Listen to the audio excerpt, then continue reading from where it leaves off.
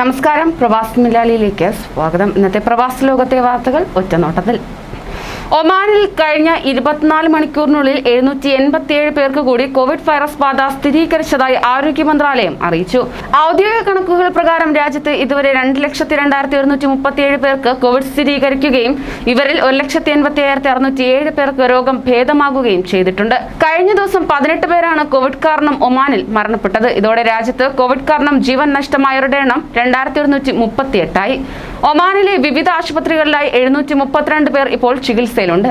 ഇതിൽ 263 പേർ തീവ്രപരിചരണ വിഭാഗത്തിലാണുള്ളതെന്ന് ആരോഗ്യ മന്ത്രാലയത്തിന്റെ അറിയിപ്പിൽ പറയുന്നു.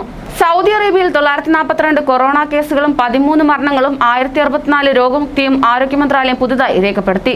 ഇതോടെ രാജ്യത്ത് സ്ഥിരീകരിച്ച കോവിഡ് ബാധിതരുടെ എണ്ണം 4,26,384, മരണങ്ങൾ 7,072, രോഗമുക്തി 4,09,740 കടന്നു.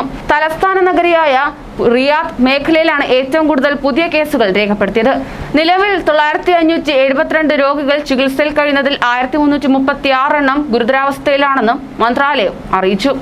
കുവൈറ്റിൽ കഴിഞ്ഞ 24 മണിക്കൂറിനിടെ 992 പേർക്കാണ് കോവിഡ് സ്ഥിരീകരിച്ചത്. ഇതോടെ ആകെ കോവിഡ് ബാധിച്ചവരുടെ എണ്ണം 2,80,668 ആയി. ടെസ്റ്റ് പോസിറ്റിവിറ്റി നിരക്ക് 13.77% വർദ്ധിച്ചു.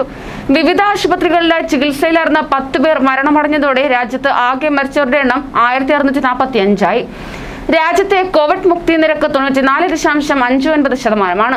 1,317 പേരാണ് ഇന്ന് കോവിഡ് മുക്തരായത്.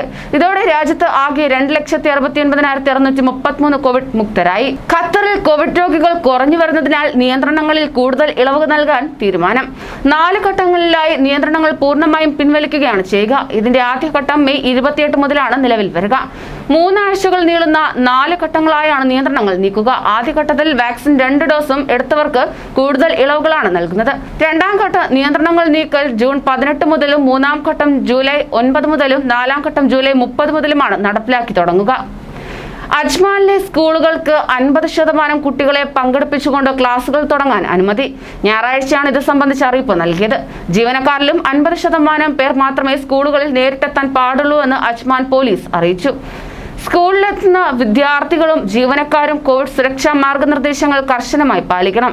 അജ്മാനിലെ സ്കൂളുകൾ കോവിഡ് സുരക്ഷ മുൻനിർത്തി 100% ഓൺലൈൻ വിദ്യാഭ്യാസ രീതിയിലേക്ക് മാറുമെന്ന് കഴിഞ്ഞ ഫെബ്രുവരിയിലാണ് UAE വിദ്യാഭ്യാസ മന്ത്രാലയം അറിയിച്ചത്. കോവിഡ് കേസുകൾ ഉയർന്ന പശ്ചാത്തലത്തിൽ ഇന്ത്യയിലേക്ക് അടിയന്തര ജീവൻ രക്ഷാ ഉപകരണങ്ങൾ എത്തിക്കുന്നതിന് മുൻകൈയെടുത്ത് ബഹ്റൈൻ ദേശീയ വിമാന കമ്പനിയായ ഗൾഫ് എയറും ഇന്ത്യയിലേക്കുള്ള എല്ലാ വിമാനങ്ങളിലും സ്ഥല ലഭ്യതയ്ക്കനുസരിച്ച് കാർഗോ കൊണ്ടുപോകുമെന്ന് ഗൾഫ് എയർ അറിയിച്ചു. ഇന്ത്യയിലേക്ക് അടിയന്തര സഹായം എത്തിക്കാൻ ആഗ്രഹിക്കുന്ന സന്നദ്ധ സംഘടനകൾക്ക് ഇന്ത്യൻ എംബസിയുമായി ബന്ധപ്പെട്ട ഈ സൗകര്യം പ്രയോജനപ്പെടുത്താം. പെരുന്നാൾ അവധി ദിവസങ്ങളിൽ അബുദാബിയിൽ ടോൾ പാർക്കിംഗ് നിരക്ക് ഈടാക്കില്ലെന്ന് സംയോജിത ഗതാഗത കേന്ദ്രം അറിയിച്ചു. ബസ്, ടാക്സി, ജലഗതാഗത ഉപഭോക്തൃ സേവന കേന്ദ്രങ്ങളിലെ സേവനത്തിൽ മാറ്റമുണ്ട്. റമസാൻ 29 മുതൽ ഷവ്വാൽ 3 വരെയാണ് പെരുന്നാൾ അവധി. മാസപ്പിറവി കാണുന്നതിനനുസരിച്ച് അവധി ദിവസങ്ങളിൽ മാറ്റം വരും. 11 മുതൽ 16 വരെ ഉപഭോക്തൃ സേവന കേന്ദ്രങ്ങൾക്ക് അവധിയായിരിക്കും. www.itc.gov.ae എന്ന വെബ്സൈറ്റിലും ദാർബി ആപ്പ് എന്ന ആപ്പിലും 800-8888 എന്ന നമ്പറിലും 600-535353 എന്ന നമ്പറിലും 24 മണിക്കൂറും സേവനം ലഭിക്കും. കുവൈറ്റിലെ പള്ളികളിൽ ഈദ് നമസ്കാരത്തിന് അനുമതി. കോവിഡ് മാനദണ്ഡങ്ങൾ കൃത്യമായി പാലിച്ചുകൊണ്ട് പെരുന്നാൾ നമസ്കാരം നിർവഹിക്കാനാണ് ആരോഗ്യ മന്ത്രാലയം അനുമതി നൽകിയത്. അതിനിടെ ഈദിനോടനുബന്ധിച്ച് കോവിഡ് നിയന്ത്രണങ്ങളിൽ കൂടുതൽ ഇളവുകൾക്ക് സാധ്യതയുള്ളതായി പ്രാദേശിക മാധ്യമങ്ങൾ റിപ്പോർട്ട് ചെയ്തു. നാളെ വൈകിട്ട് ചേർന്ന മന്ത്രിസഭാ യോഗത്തിൽ ഇത് സംബന്ധിച്ച പ്രഖ്യാപനങ്ങൾ ഉണ്ടാകുമെന്നാണ് സൂചന. കോവിഡ് മൂലം ദുരിതമനുഭവിക്കുന്ന ഇന്ത്യക്ക് മേൽ കാരുണ്യത്തിന്റെ ചിറകു വിരിച്ച് ദുബായിയുടെ ഔദ്യോഗിക എയർലൈൻസായ എമിറേറ്റ്സ് രംഗത്ത്. ജീവകാരുണ്യ സംഘടനകൾ നൽകുന്ന സഹായങ്ങൾ ചരക്ക് നിരക്ക് ഈടാക്കാതെ ഇന്ത്യയിലെ 9 നഗരങ്ങളിലേക്ക് എത്തിക്കാൻ കാരുണ്യത്തിന്റെ ആകാശപാത തുറന്നതായി എമിറേറ്റ്സ് അധികൃതർ അറിയിച്ചു. ഇന്റർനാഷണൽ ഹ്യൂമാനിറ്റേറിയൻ സിറ്റിയുമായി സഹകരിച്ച് ലോകാരോഗ്യ സംഘടനയുടെ സഹായവുമായി ഞായറാഴ്ച രാവിലെ ആദ്യ വിമാനം ദുബായിൽ നിന്ന് ഇന്ത്യയിലെത്തി. 12 ടൺ മെഡിക്കൽ ഉപകരണങ്ങളാണ് ഡൽഹിയിൽ എത്തിച്ചത്. അടുത്ത ദിവസങ്ങളിൽ കൂടുതൽ വിമാനങ്ങൾ നാട്ടിലേക്ക് പറക്കും. കഴിഞ്ഞ ആഴ്ചകളിലും എമിറേറ്റ്സ് കാർഗോ മെഡിക്കൽ ഉപകരണങ്ങൾ അയച്ചിരുന്നു. രാജ്യത്തെ പ്രധാന നഗരങ്ങളായ മസ്കറ്റിലും സലാലയിലും ബസ് സർവീസുകൾ റദ്ദാക്കിയതായി ഗതാഗത മന്ത്രാലയം അറിയിച്ചു.